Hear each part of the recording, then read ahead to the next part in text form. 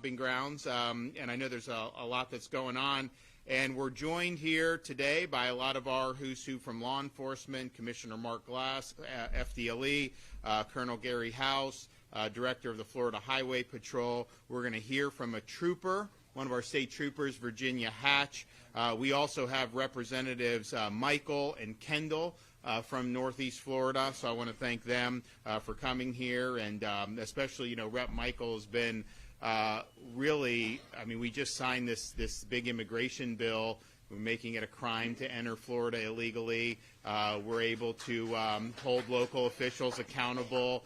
Locals have to participate in immigration enforcement, no bail for these criminal aliens. Like, there's a lot of really good things that people have been asking for a long time. Cayenne, really, from the beginning of our administration as just a private citizen, an angel mom, helped us get the sanctuary cities ban passed. That was important, but it's really, unfortunately, with Biden, it didn't matter if you were sick, because he was he made our country a sanctuary. But now, you'll see if any locals try to do it, and then we even have more ability to go. But she's been a part now in the legislature of really bringing this stuff in. Now, there's a lot of work to do to implement. We're going to have some great announcements over the next week in particular, but I'm really excited that Florida's leading the way yet again on an issue that's really, really significant to our voters. Now, another area that we've led on over the last many years has been our unwavering commitment to law and order. And that wasn't always the case in some parts of the country. In fact, even many parts of the country wavered for some of those years.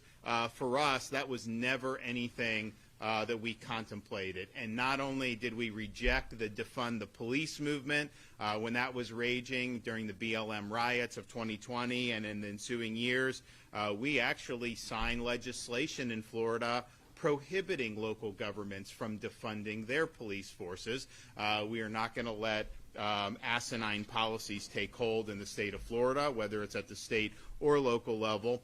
We also we responded to the BLM riots in Florida by not letting them burn our cities down like they let in other places, which was good. But we also knew we needed to do more, so we have enacted strong anti-rioting legislation, which makes sure that people that try to do that will be held accountable. We are not tolerating looting or lawlessness or mob violence in the state of Florida.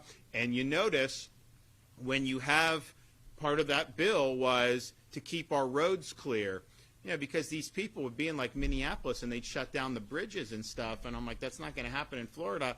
And so fast forward a few years later, pro-Hamas protesters, they tried to go out on the streets in Florida, and I think Miami PD got them off in 13 minutes, but then I think State Highway Patrol got another group off in 11 minutes, and they were gone. And we're just not tolerating it, so don't even try it. We've also recognized the sacrifices that people who are in uniform have done, both our police and fire. So we did, over a series of, I think, 3 years, we did a total of $321 million for first responder bonuses. And so all of our first responders got bonuses of $1,000 after taxes. So you get more than $1,000, but ends up netting to $1,000. And that was just something that we thought was important to do, partially because there was a lot of hostility to law enforcement at the time. Part of it is people were doing a lot during COVID and all this stuff to really step up to the plate. And I think we're probably the only state in the country that did that. And look, the results speak for themselves. We've had good policies. Our crime rate's at a 50-year low in the state of Florida. But what we also noticed was there's a lot of dissatisfaction and low morale around the country in a lot of these police and sheriff's departments. I remember I was in California a couple years ago.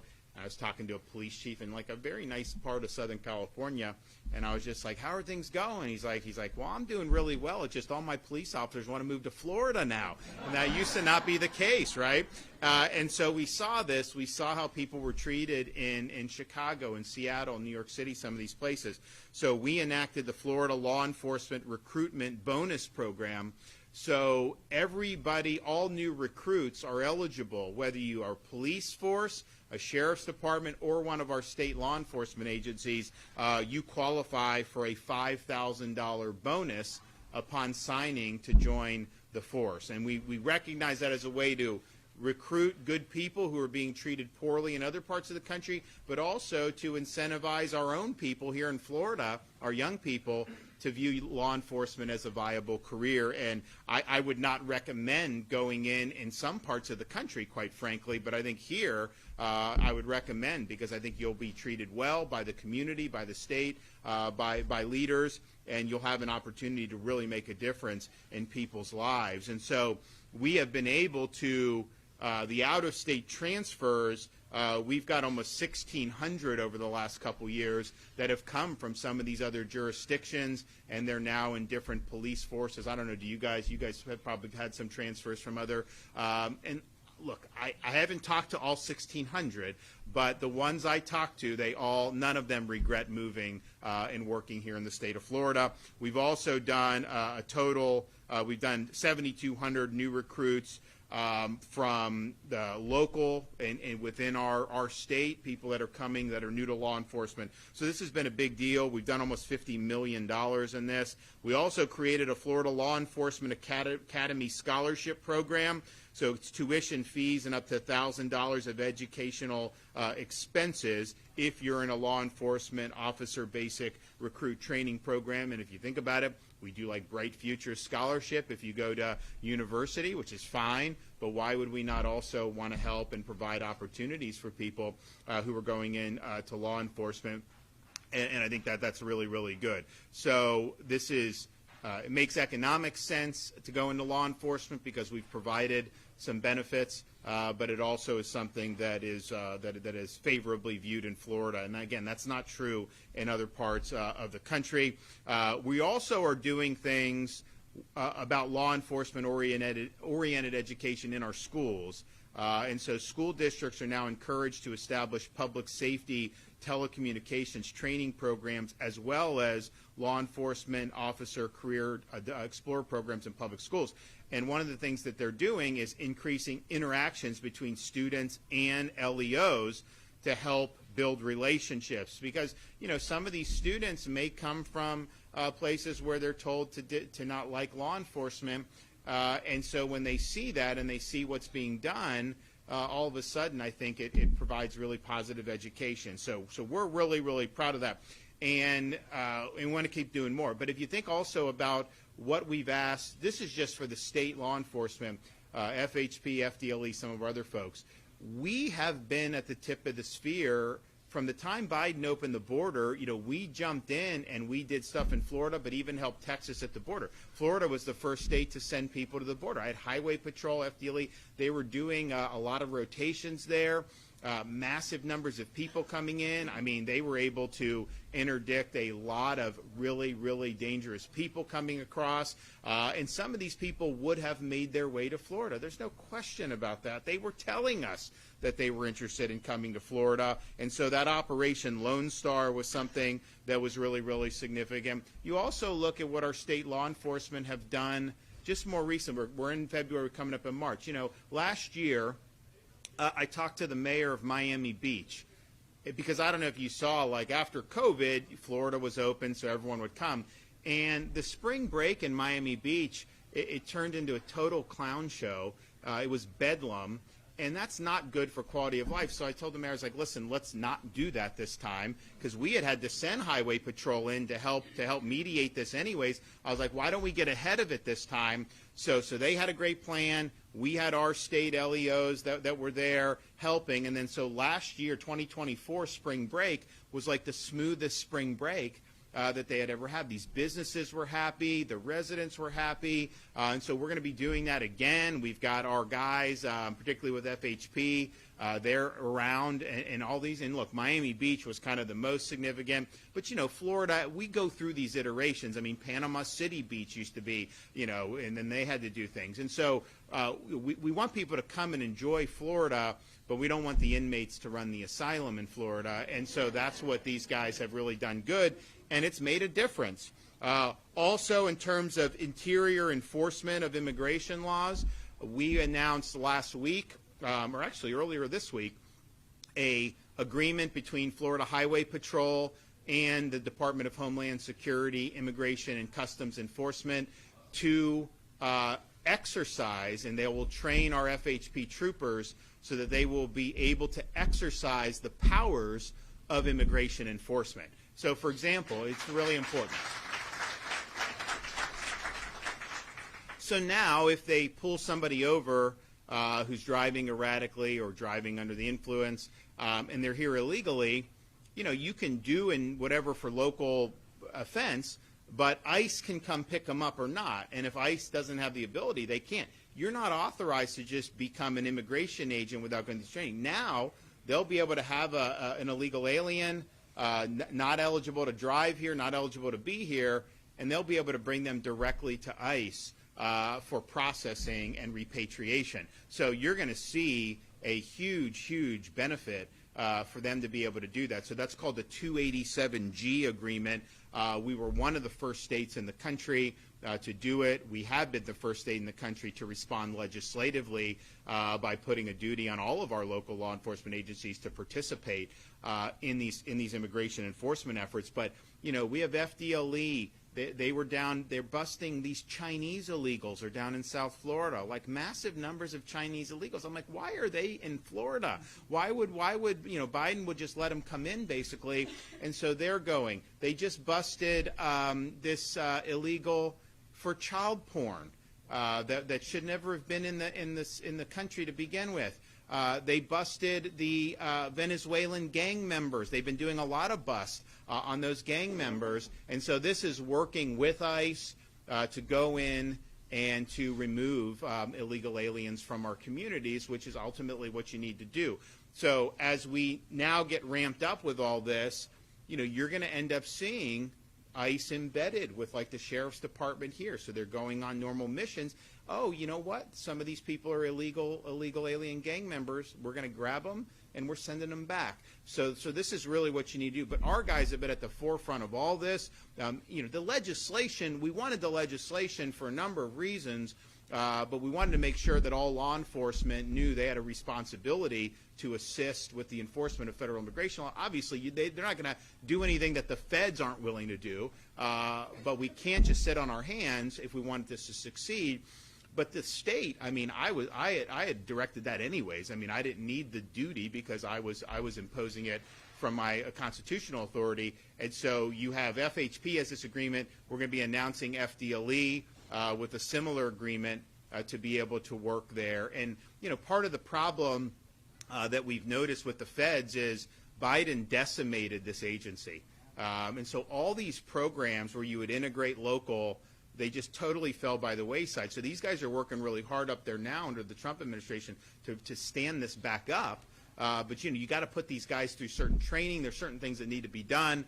So we're ahead of the curve. We're ready, willing, and able to help as soon as the feds bring down stuff. We're going to go, and that's why I wanted to do this special session and do it early so that we were ready to roll. But our state folks, we've been involved in this fight for a long time. Yes, Biden was not a good partner, but even during Biden, we had our guys out on the water in South Florida. You remember a year ago, Haiti had a lot of problems. They always have some problems, but they had a lot. People thought you're going to see a massive influx of people arriving in South Florida from Haiti by boat, and they were like, there was a lot of kind of fear-mongering about that. Well, we did Operation Vigilant Sentry. I did an executive order. We put vessels down. We have great radar. We've interdicted in the last year and a half almost 18,000 illegals on the sea. There's just the state, not even counting the Coast Guard. And then we turn them over to the Coast Guard. And if you catch them on the sea, the Coast Guard will bring them back. So we've been doing that anyways. And that's even with Biden because Coast Guard is trained to take them back. So this is something that's been really good. So I don't think it gets enough attention what your state law enforcement personnel do because they obviously have core missions, keep the highways safe, certain state crimes with FTL, but they've done a lot more. and they've been called upon to do a lot more. And so we want to recognize that. First of all, just recognize it publicly, but then also be able to talk about this next year's budget and what we're recommending to the legislature, because I do think it's important. And not that everyone does this for money, because obviously you're not going to be super rich being in law enforcement, but we think it should be something where you can earn adequate income to have a good middle class lifestyle. And we have done stuff with our state law enforcement since I've been governor, and we're happy to have done that. We've also done stuff with corrections, but we need to do more. So I'm pleased to be recommending almost $120 million in pay increases for 4,700 state sworn law enforcement officers, as well as more than 700 of our state firefighters. And so this would mean a 20% pay increase for state entry-level LEOs and a 25% pay increase for veteran sworn LEOs that have been protecting our communities, obviously, already. And then all of our state firefighters will also get a 25% pay increase. So we think these are important vocations. We want to make sure that we're keeping good talent.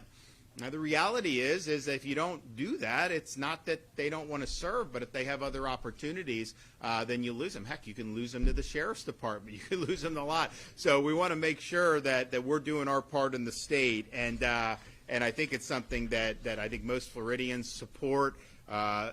This is not terribly a large amount of money in the context of the overall budget. I mean, it's a small fraction, but I think it'll be very, very meaningful, and it will ensure that the good work that has been done will be able to continue. So we are proud to recommend this. I know the legislature will come in March and start working on policies and working on budget, but this will be meaningful, and we're happy to be here to endorse this, and also to be able to bring some people up to be able to talk more about it. So I am going to introduce right now our FDLE Commissioner, Mark Glass.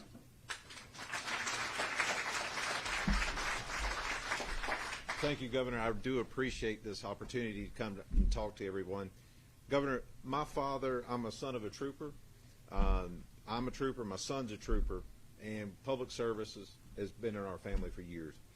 I've talked to my father, and no one, and we've been around a lot of governors and a lot of leadership, no one has ever done more for law enforcement than our governor right now, Ron DeSantis.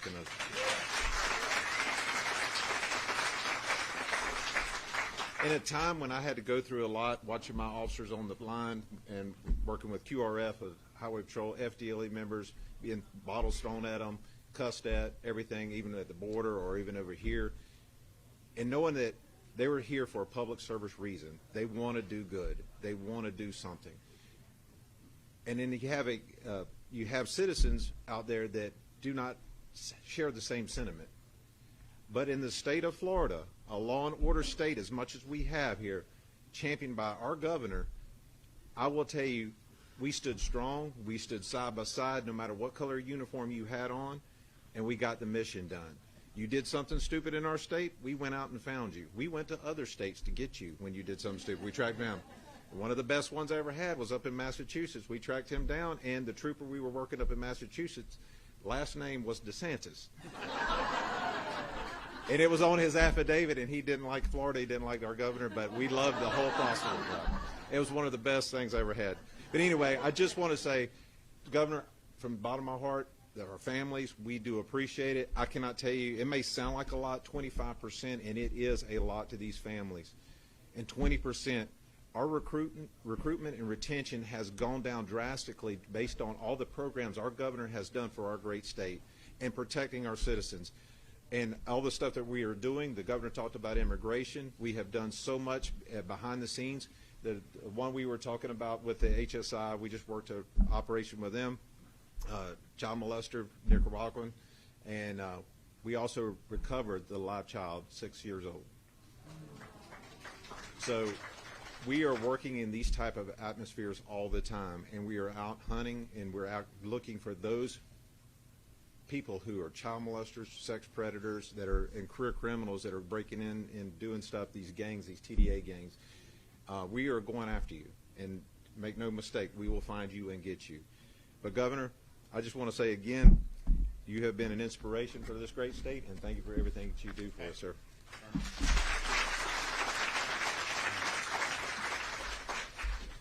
Thank you, Governor DeSantis, and I want to say thank you for your leadership, but not just thank you for your leadership, but not just in words, but in actions and results. So thank you, sir. Also, it's always a pleasure to be in historic St. Johns County. Our Sheriff, Rob Hardwick, thank you, sir. We have in Florida the best sheriffs in the nation, and you're at the top of the list, Sheriff, so thank you for being with us here today. Thank you. Florida is a law and order state, as Director Glass, or as Commissioner Glass said, and your state officers, your state law enforcement officers, your deputy sheriffs, your city police officers, all of your first responders feel blessed that they are serving in the free state of Florida. So thank you. It's initiatives like this that make that feeling where we know that our chief executive officer has our back, and that's a big deal to a police officer, I assure you. Recently, in recent years, the governor has signed many bills in support of law enforcement, but I'm going to talk about two of them in particular. But House Bill 3 in 2022, it supported recruitment efforts. We talked about the bonus program. For the highway patrol, for your highway patrol, that was a big deal for us. We were able to capture quality law enforcement officers from other states that were not supported, like the governor said, to come here in Florida. I've talked to our sheriffs, our police chiefs. All of us have benefited from that program, so thank you, Governor, for that initiative. Thank you for our legislatures for making that happen. Also, recently, here in 2024, Senate Bill 184, the HALO bill, which prohibits people from approaching police officers and harassing them while they're trying to do their job and protect all of us good citizens. So thank you for that. That's just two examples, but for the 5th year in a row, the governor has included in his recommended budget increases for law enforcement in Florida. Thank you. Also want to thank you and also our First Lady, Casey DeSantis, for your staunch support of law enforcement in Florida. And again, not only is it recognized by our police officers, but our citizens, that permeates into those we serve. And it's not uncommon for our troopers, for our police officers around the state, to stop for a coffee break somewhere, or to be out assisting a disabled motorist, or to be assisting a victim of a crime, and have that person talk about how proud they are to be in Florida, in the free state of Florida, and have the service that they have here, and it's because of your leadership, sir. So thank you very much. Thank you.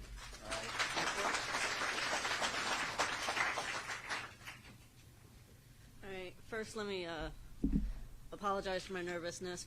The majority of my public speaking is roadside with just a couple people. So most people know me as Virginia. A few select counties know me as Trooper Hatch, and a couple little people know me as Mom or Bro. I'm honored to wear this uniform. Becoming a trooper is one of the greatest accomplishments of my life. My kids are so proud of me.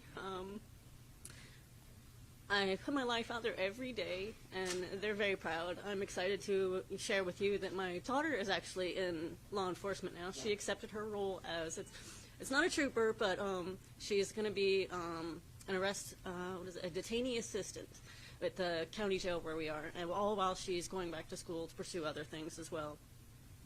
As a single mother of 2, the additional funds will improve the quality of life, and the pay increase will allow me to better support my family. This proposal also shows that me and my fellow first responders are valued, and I just want to say thank you for allowing me to come and speak today. Appreciate it. Thank you.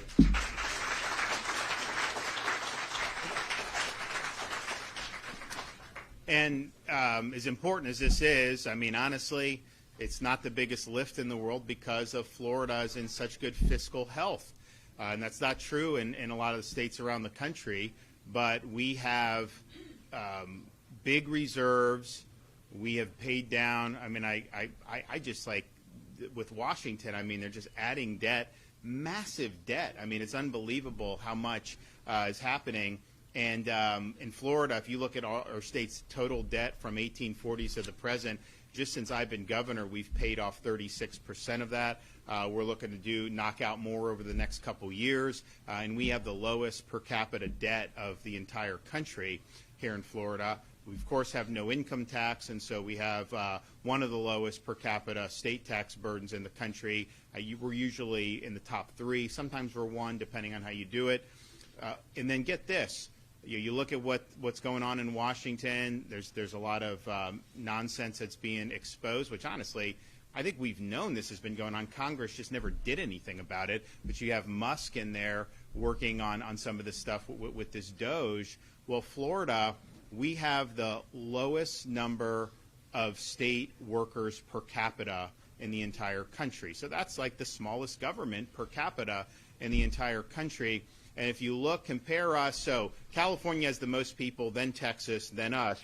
And then New York used to have more people than us. Now they've got several million less. And yet our budget in Florida is less than half of New York's budget. Well, the thing is it's just they tax.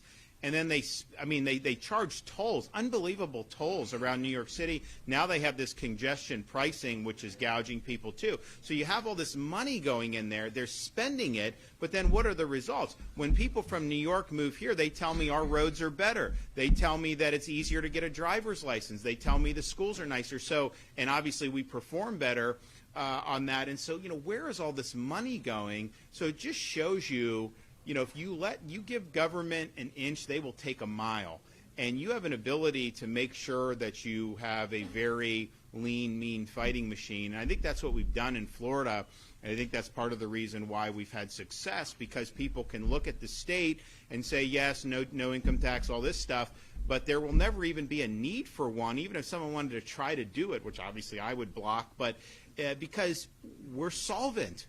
Some of these other states, they're going to try to tax their way out of the mess they've created. It's not going to work, but it will impose a lot of different burdens on people. So we're excited about it. Now, inflation, the last 3 or 4 months is accelerating again, and this is going to be a big problem if Congress doesn't reduce the amount of money it's spending.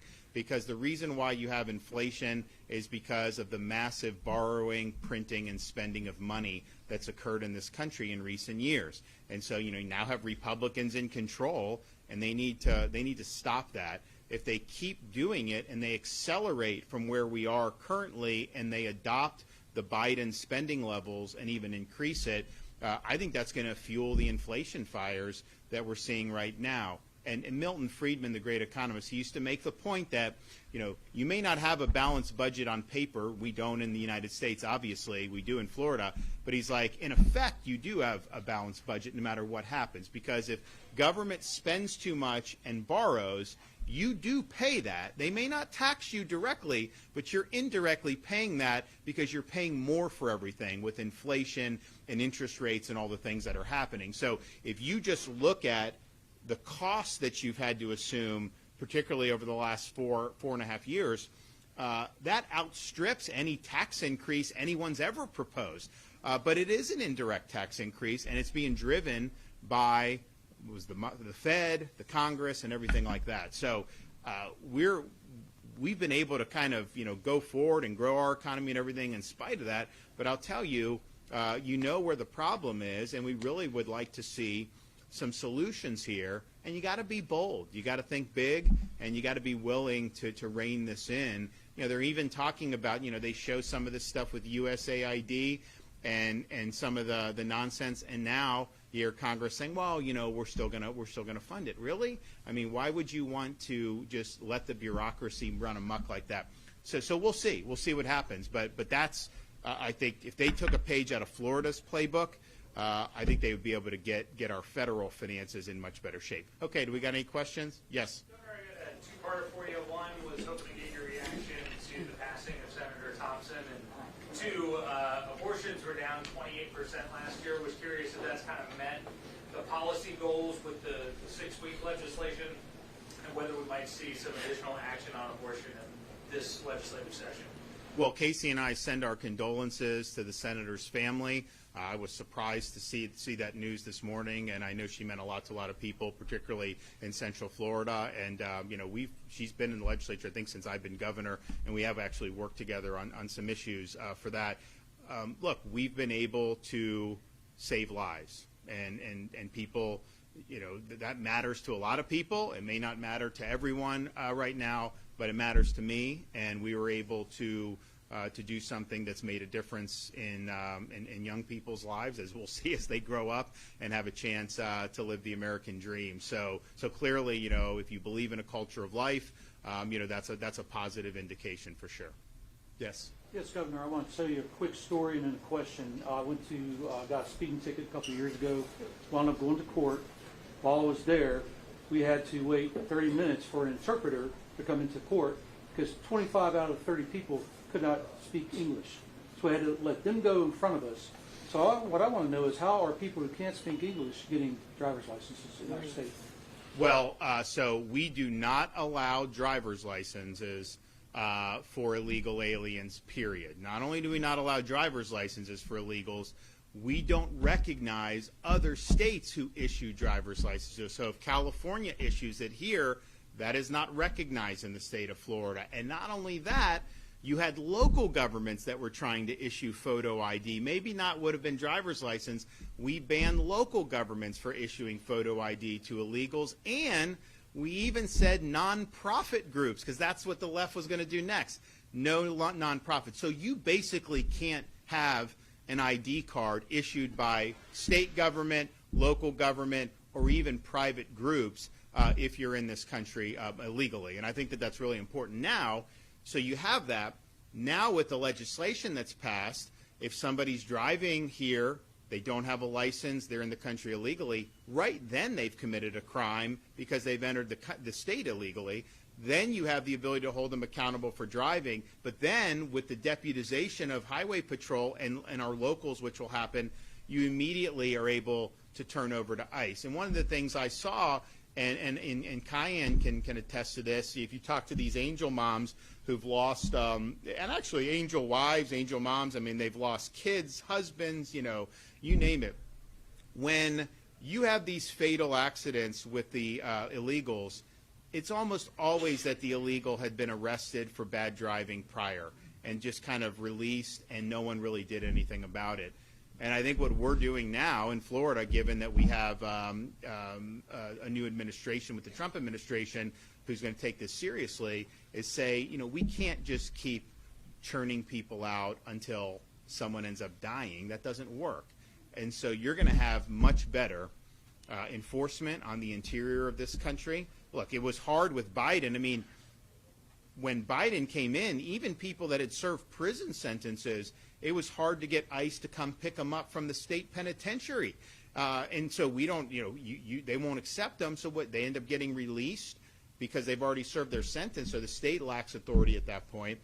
Those days are over. So we're ahead of the curve in Florida, but there's going to be a lot of implementation that happens in the coming days, weeks, and months.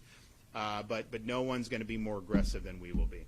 Governor, two questions for you. Number one, since unfortunately Senator Thompson did pass away, do you have any ideas of who will fill that vacant seat? And two, what does immigration enforcement currently look like in training for officers? What do you want that to look like with your new bill? And will that also impact our resources for ICE? So a state Senate vacancy is not filled by the governor. It'll be a special election. We usually wait until the elected official is put to rest and everything before we really charge into that, but we will set it. We'll try to do that as convenient as possible for the local officials. And so it's not my appointment, and needless to say, that's a district that probably wouldn't vote for a candidate I would endorse anyways, and that's fine. It's a diverse state, not as diverse as it used to be. You got a couple blue dots still, most of it the rest is red, but that's okay. And so, well, look, so the training. So when you do the 287G, there's certain reimbursement stuff the federal government will do, which makes it viable, I think. But a lot of that training actually just went defunct during the Biden administration. So they're kind of in the process of standing all this up.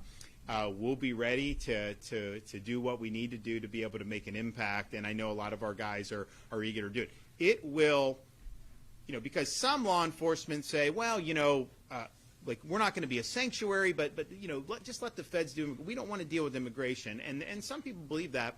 The problem is, like, if you actually work integrated with the feds and we have robust enforcement of these laws, you will have more public safety. Like, you will. There's no question about it. And so it's kind of misses the forest for the trees if you say, well, let the feds just handle that. We'll just sit on our hands. Obviously, you know, we've had ban on sanctuary policy, so you can't sabotage what the feds are doing. Now with the new legislation, you have an affirmative duty to help enforce immigration law, and then I, as governor, have the ability. We can fine the officials and even remove them from office if they're not on the team. So that's going to be as the tip of the spear here. Whether the agent could potentially face any charges.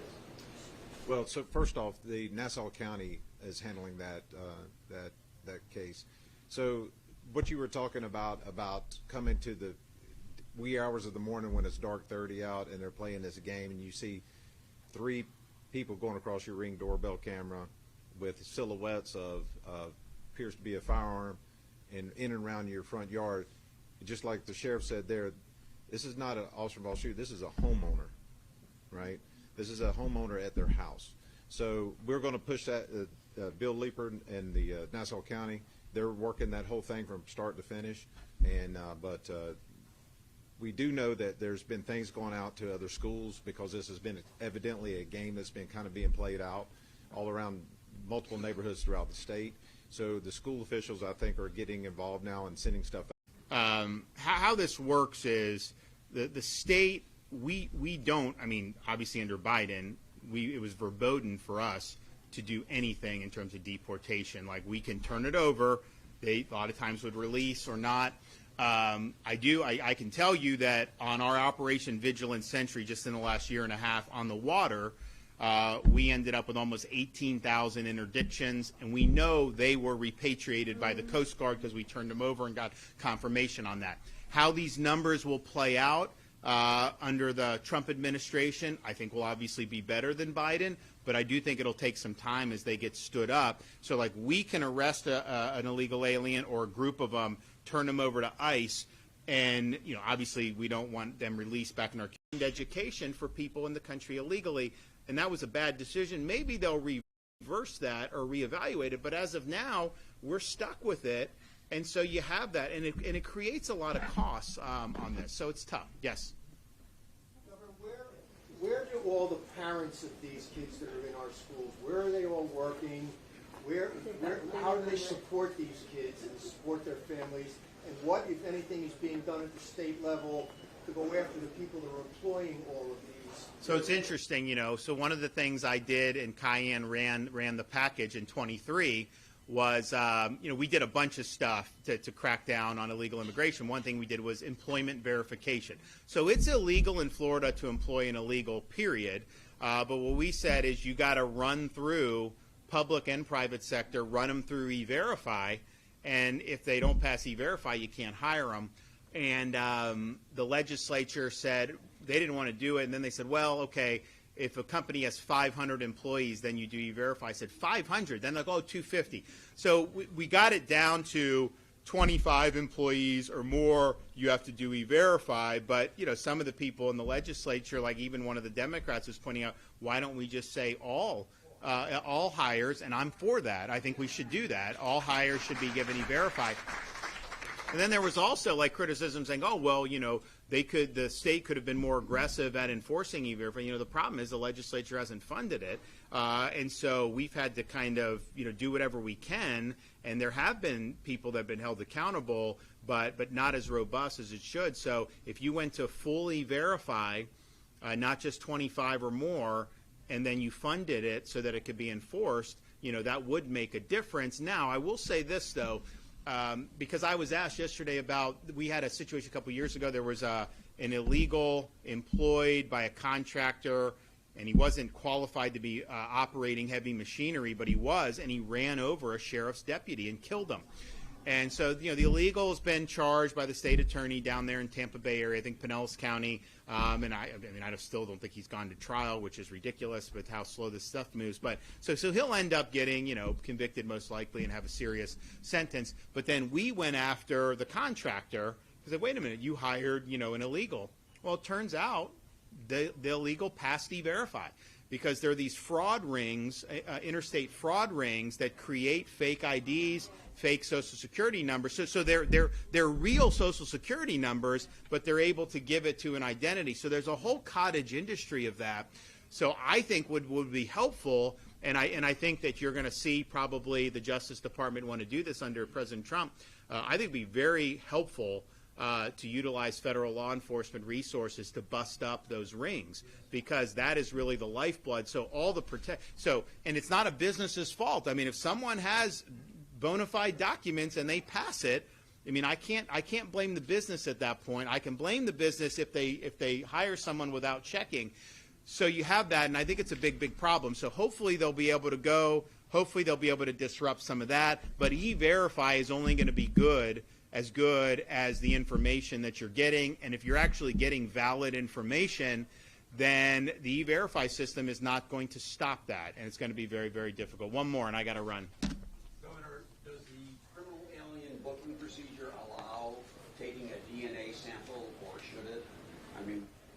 Do you guys do that anyways, or what do you do for that? Just forget about criminal aliens. How do you do swabs? We do the AP's rolls, the Prince's rolls, and we do, of course, the facial recognition and the photos of tattoos, identifiers. But that's for anybody, yeah. So, DNA is the question. do you do DNA? You don't? We have about 11 on a plan that 11 of the sheriff's departments that are doing the rapid DNA system that was voted in last year. Okay. To go, so we're up in that. But that is that only for illegal aliens, or would that be it could be for anybody? So yeah, well, I know we've had people that have wanted to address it. But look, the reality is this: we now have a situation where this is a national priority. The voters have voted. This was a huge part of the election, and we all complained about this border for 4 years, especially Republicans. So now it's the time to do something about it. The Florida legislature did something about it yesterday, and I signed the legislation. Florida is doing something about it. We need other states to follow suit, and hopefully we'll be able to end this problem once and for all. Thanks, everybody. God bless.